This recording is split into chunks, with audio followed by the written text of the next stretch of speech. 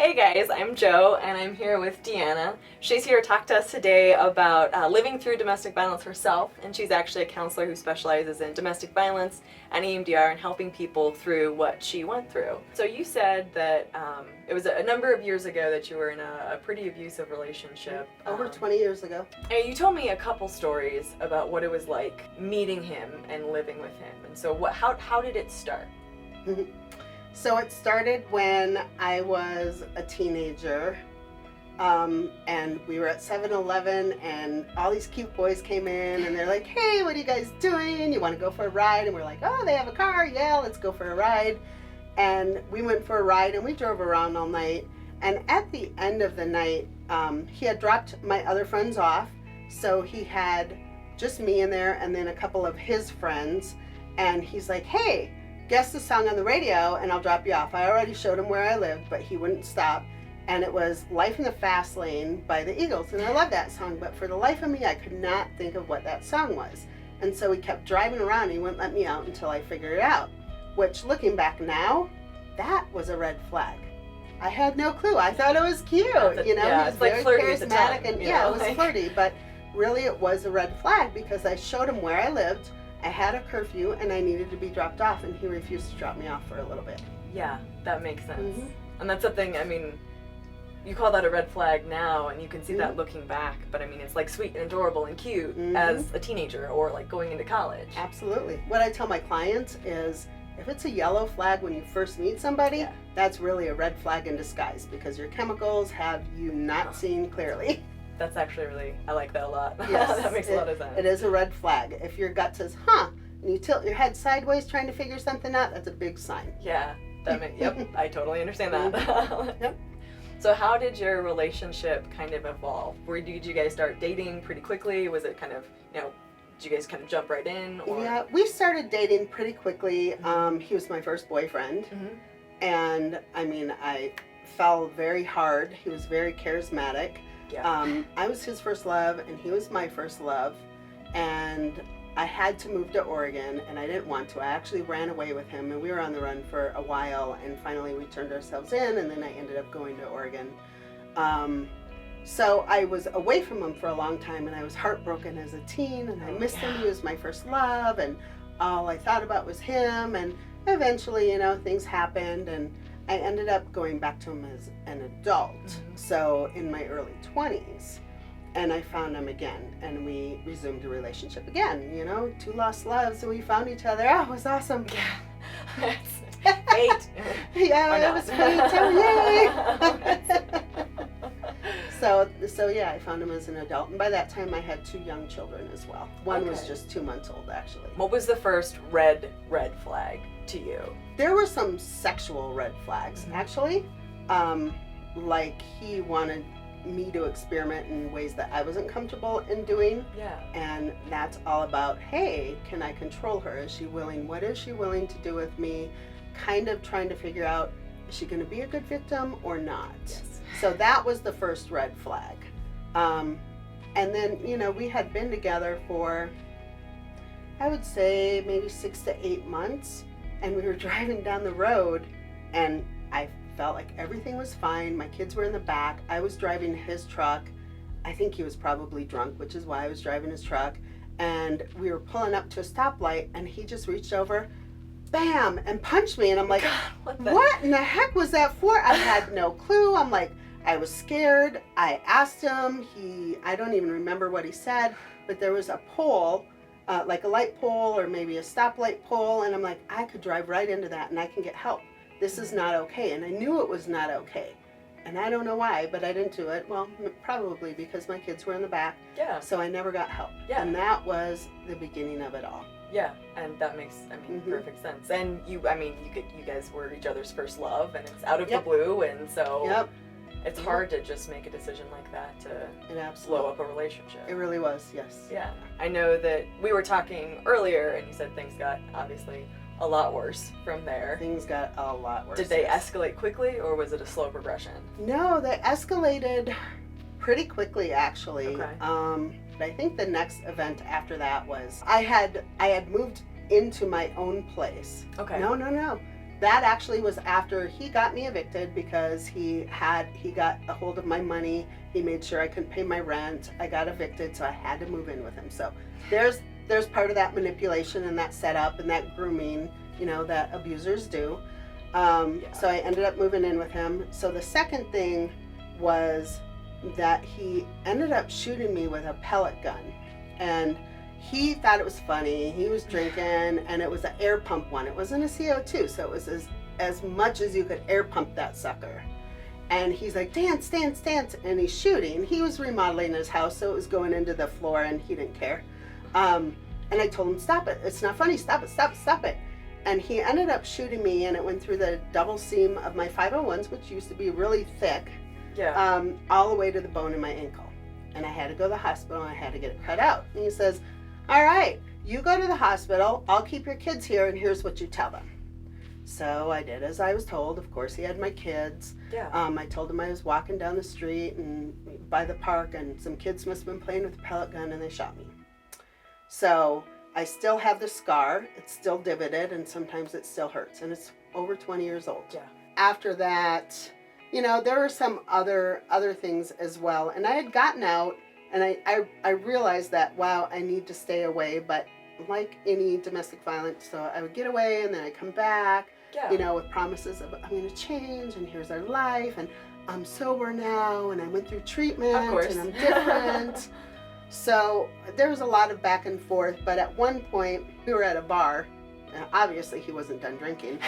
And he was being so crappy to me, which is the first time ever in public that he was crappy to me. He didn't really I think he used his body, but he didn't put his hands on me, and some people were sitting there and they said, you can't go home with him. That's not okay, you can't go home with him. Can we bring you somewhere? And I'm like, yeah. So, and he was probably flirting with a girl at that time. So I ended up leaving the keys with a bartender, and these people drove me to my friend's house where I've stayed off and on, in between being gone from there. And he ended up getting very mad, and he drove to his sister's house, his parents' house, where his sister was staying, and she had an infant. Probably he was 3 months old or so. He got so mad that he walked in there and he dumped the refrigerator over, from back to front, just dumped it over, just so explosive mad, and got a gun. I don't know if it was a shotgun or a rifle. It was a long gun, that's all I know. And told his sister, you're going to drive me to Deanna because I'm going to kill that bitch. Yes, this is his sister. So he wanted to kill me, and she's like, oh my gosh, okay. Her son was sick. She was so afraid to bring her son in the car with him when he was so upset like that she left him at home all by himself. And, that's a tough choice for a mother. But she felt that he'd be safer by himself than she would in a car with her brother. So they were driving to where I was so he could kill me. And she says, oh my gosh, he's so sick. I need to get his prescriptions. It's at Walgreens. It's all ready. It'll just take a minute. Can I just pick it up?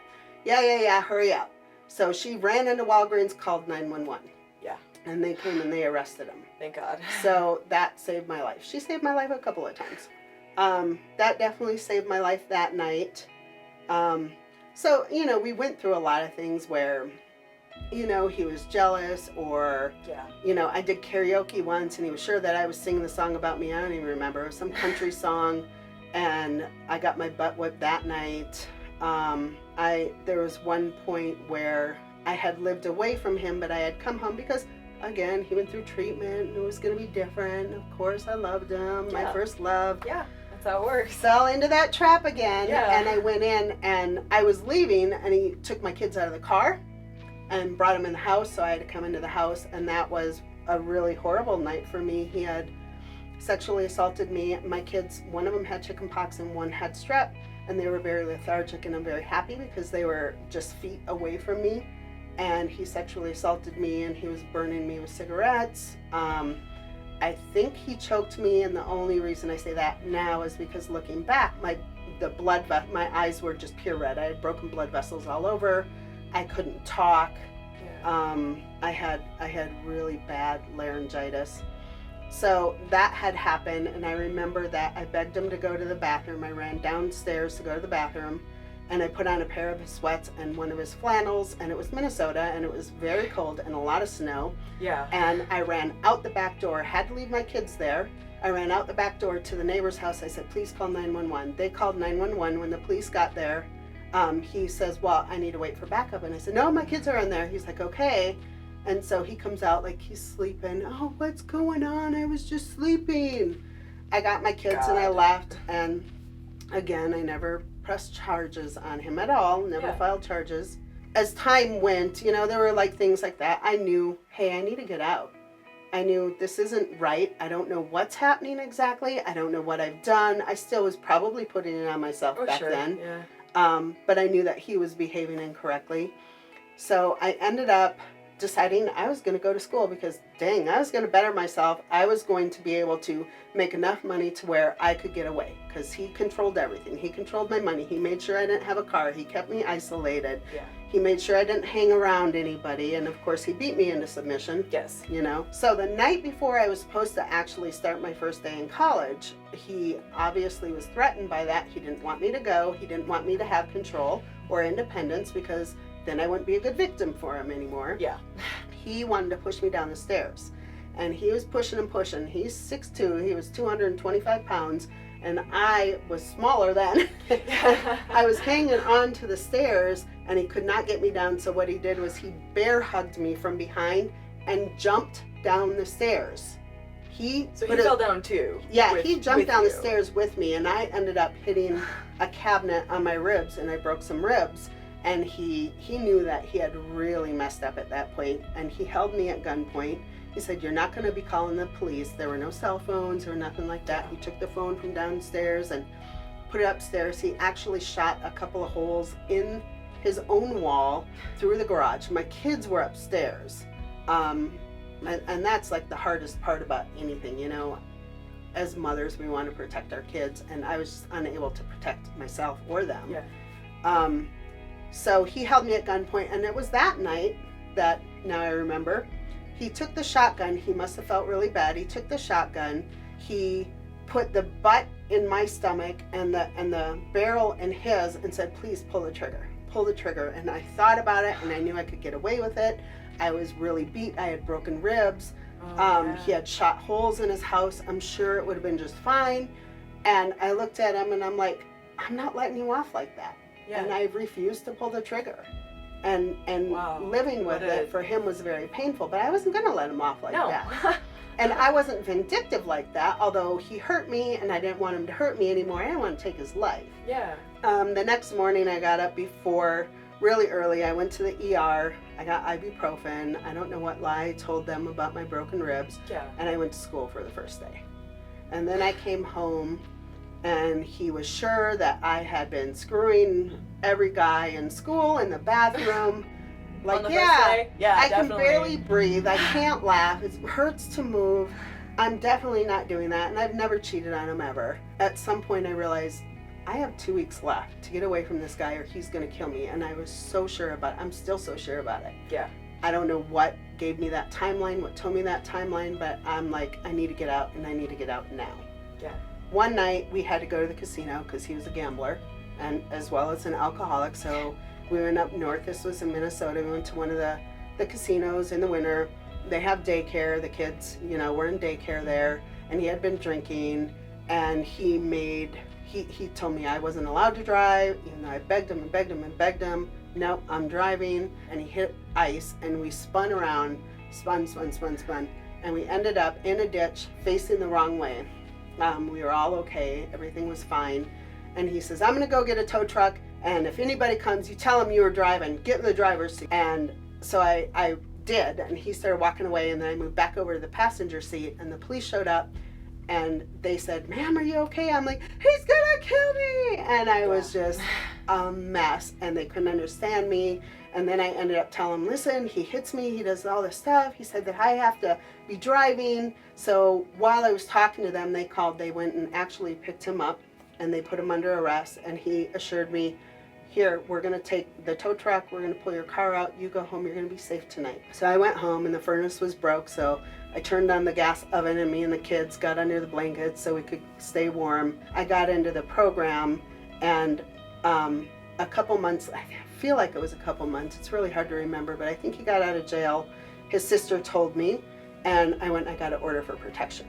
against him. So he couldn't even drive down the street where I went to school. He couldn't drive down the street of my apartment. If anybody saw him, they could call the police, and they would go and they would pick him up wherever he is and arrest him. Now, I know when we were talking earlier, you were saying people sometimes ask you, God, you have such a strong personality, and you really have a presence. And people ask you, how could you let someone do that to you? Which is a question that a lot of survivors of sexual abuse and domestic violence and sexual assault get asked. I mean, I've been asked that often, like, well, why did you stay, or how could you let that happen?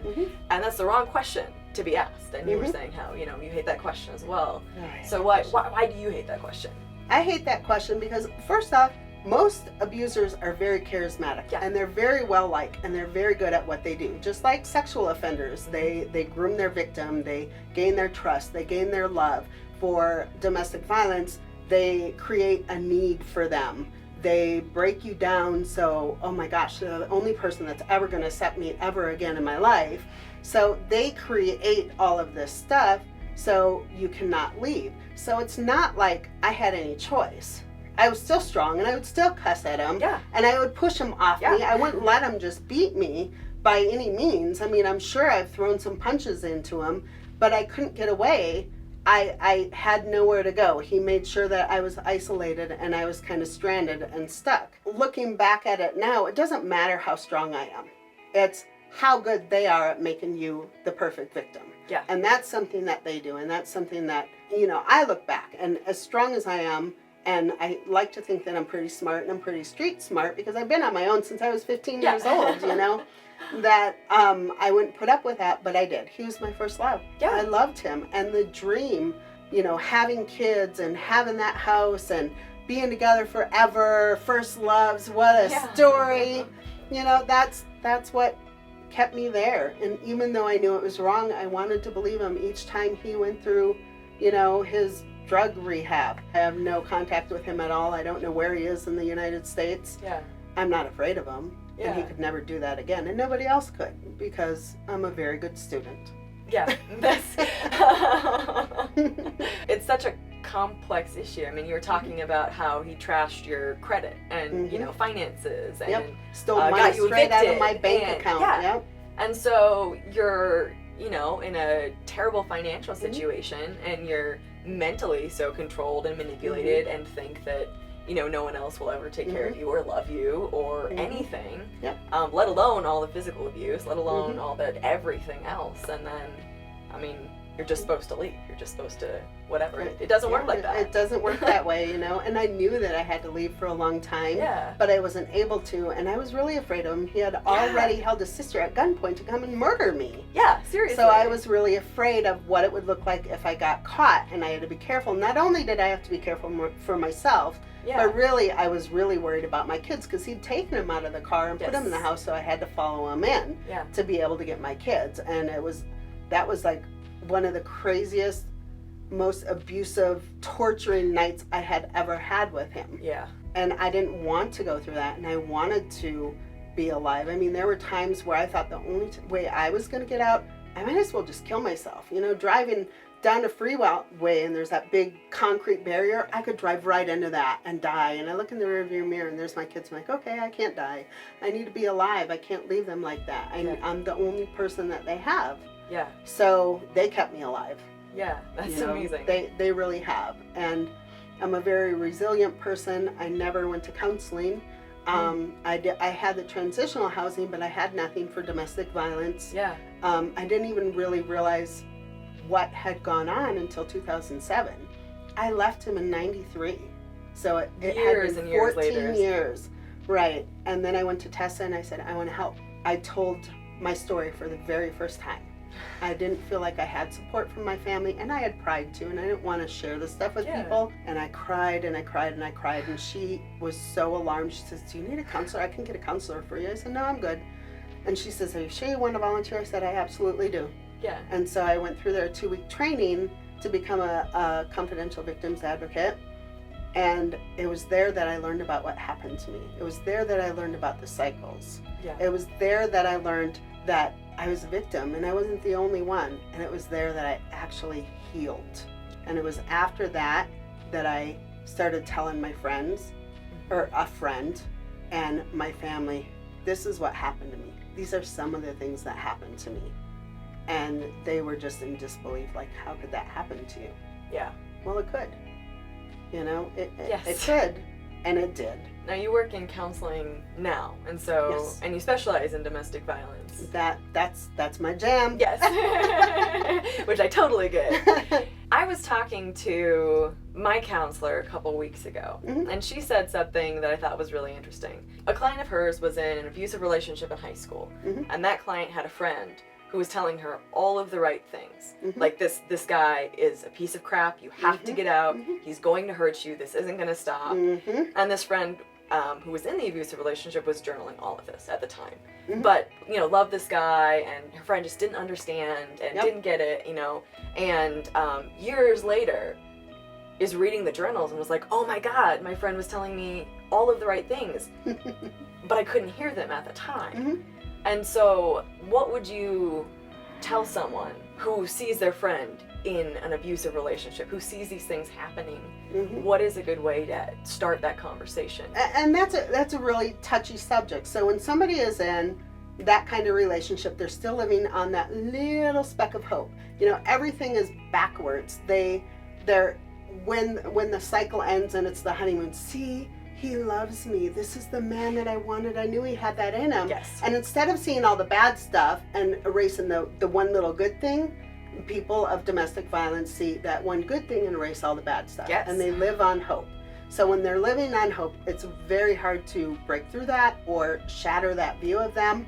So you can tell them, look, this is what I see he's doing for you. I'm telling you this because I care for you. Yeah. I don't want this to happen to you. And one thing that I always say is, think of your kids.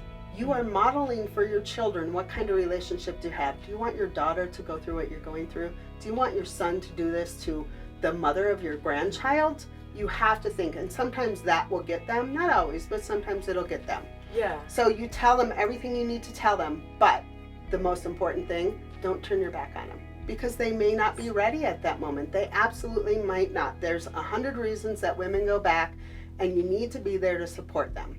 And you can tell them, you can have boundaries, you know, especially if you're triggered and you have been abused. You can say, you know, I can't talk about this because it triggers me.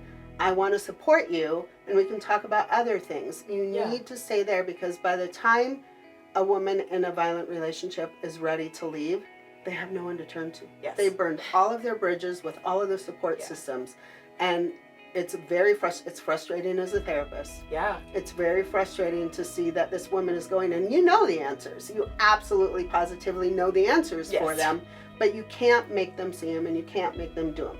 So you have to say, listen, this is what I see. This is what I want you to do. Think about it in 5 years, you know. Hey, you know, they're not going to change. If it's not okay now, it's not going to be okay in 5 years either. Yeah. Why not leave? You cannot live on that hope. And as long as you do, I will be here for you, but I will not enable you. And it's a fine line, and it's a tough situation.